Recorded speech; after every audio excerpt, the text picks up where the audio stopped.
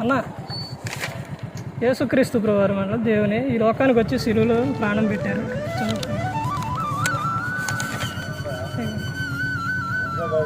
యేసుక్రీస్తు ప్రభువారు ఈ లోకానికి వచ్చి మనందరి కోసం శిలువలో ప్రాణం పెట్టారు.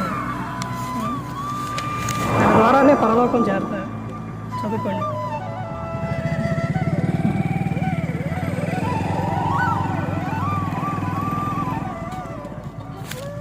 అమ్మా బ్రదరు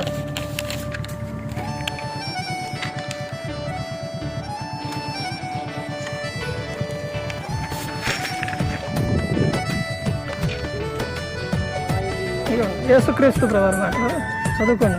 లోకానికి వచ్చి మనందరికీ సిలువలో ప్రాణం పెట్టారు.